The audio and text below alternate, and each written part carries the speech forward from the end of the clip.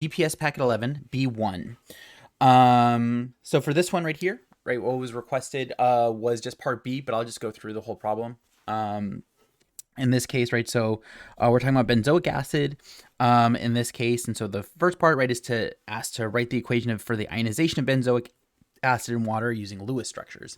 And so, you're given the hint all the way up top, right, that benzoic acid, right, has a benzene ring, and then off of it, it has a carboxyl group, right? And so what that is that you have, right, the benzene ring, which hopefully you guys are familiar with, right, where you have alternating double bonds and everything.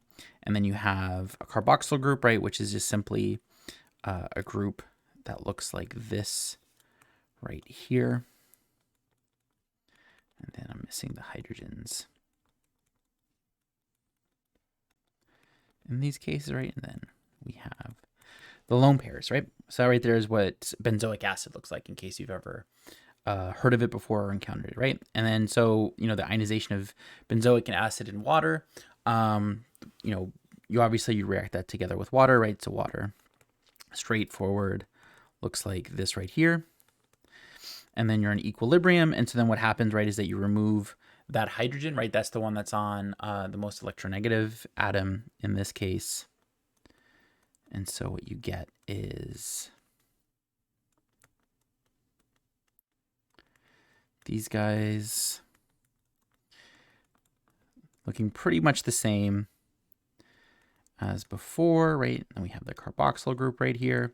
And now we have a negatively charged oxygen, right? Because it's the conjugate base. And then now we also have,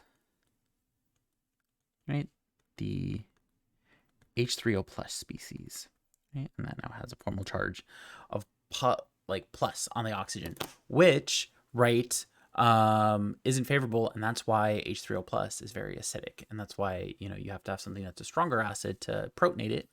And why everything that's considered a weak acid, right, is that because the H3O plus, right, is unstable of having, the formal positive charge in that oxygen, right, is going to push it, the equilibrium to go back to reforming the weak base or weak acid, right, in those scenarios. So that's how you draw that out. Part 2, or B, determine the pH of a 0.0237 molar benzoic acid solution, right? And we're given the Ka. So we know what the reaction is up here, right? And so we can set up ourselves a simple ice table, right? And so we have our ice table, so that's 0.0237 molarity of our benzoic acid, right? Nobody cares about water when it comes to this right here, right? And then we're saying we're starting off with 0 for the conjugate base and 0 for the H3O plus. And so what we should do is we should lose X of the benzoic acid and then gain X of the benzoate, right? So the conjugate base, and then also X of the H3O plus. So then we have 0.0237 molarity minus X as our end concentration for the benzoic acid, and then X for the benzoate and X for the H3O plus. And so if we just simply set up our equilibrium expression, right? And so for the Ka, it'll just simply then be, I'm just going to refer to it as, A minus, and then H3O plus up top, and then over HA in that case. And so we can just plug in all of our numbers, right? So we have X times X over 0.0237 minus X, right? And then those two X's up top, we can always just combine those and make that X squared. And that's going to be equal to 6.28 times 10 to the negative 5. So what I'm going to do to make my life a lot easier is I'm just going to simply apply the 5% approximation first. And I'm going to say that this X right here doesn't matter, right, to make my life a lot easier.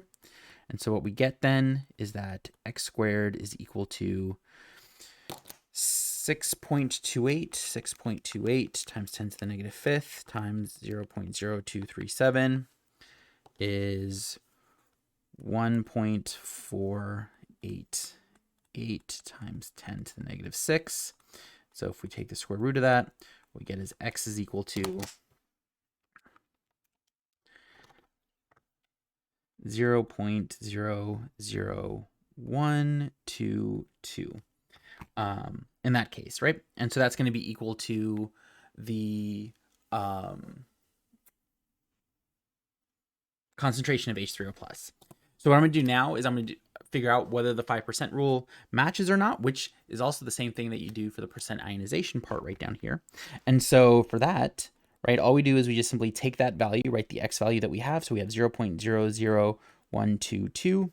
We divide that by our initial amount that we had, so 0.0237, and we multiply that by 100%. And so what we get in that case is 0.00122 divided by 0.0237, and multiply that by 100. And so what we get is 5.15%. So, which I think is actually slightly different from what I have on the key. For some reason, on the key I have 5.02%. But either way, right? I mean, they're both above 5% in those cases. So what that means is that we can't use the 5% rule, right? So that right there doesn't help us at all, right? And so it's not going to give us as accurate of a pH as we want, right? So what we have to do is we have to go through the whole process, right, of doing the quadratic equation and everything like that. Right, so if we do that now, we go here, right, and so this becomes then x squared is equal to, what is that? 0.0237 times 6.28 times 10 to the negative fifth, which is 1.488 times 10 to the negative 6 minus 6.28 times 10 to the negative fifth x. And so then if we move everything over so that we can set it equal to 0, right, what we have then is x squared plus 6.28 times 10 to the negative fifth x minus 1.488 times 10 to the negative 6, right, that's equal to 0. So if we apply the quadratic equation in this case, then, so I'm just going to use the solver function on my calculator. So I have x squared plus 6.28 times 10 to the negative fifth x minus 1.488 times 10 to the negative 6. We solve for this.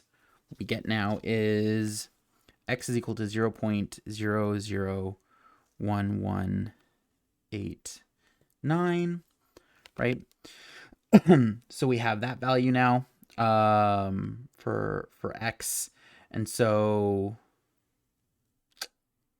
we plug that in down here, right? So we have 0.001189. So now what we should get is 0.001189 divided by 0.0237 times 100, right? So now what I get is with the value that I have up here, right, which is 5.02%, right? So it's a very small amount of change in ionization, but there is a difference in terms of what the pH actually is going to be, right? And so what the pH is then in this case is that now the pH is going to be equal to the negative log of the concentration of H3O plus, which is equal to the negative log of 0.001189 is equal to negative log 0.001189, 2.92.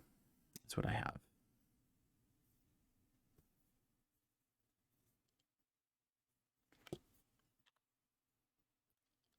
Which is what it matches on the key, right?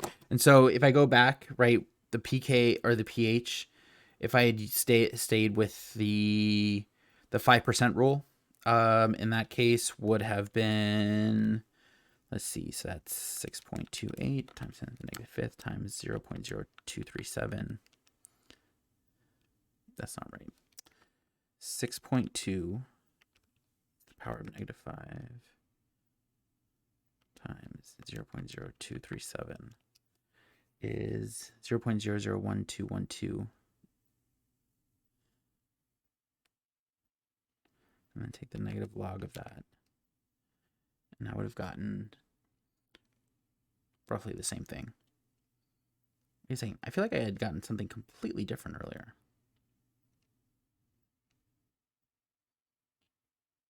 was like, what? 5.12% divided by 100. Either way, that's how you approach that problem.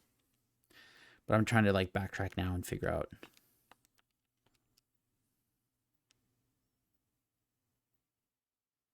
No, but it's still matched. I mean, it's pretty close, right? I mean, you would have been off by like a 0.01 on the pH, which would have been drastically different. But still, technically, right, you couldn't use the 5% rule because you were above it in this scenario.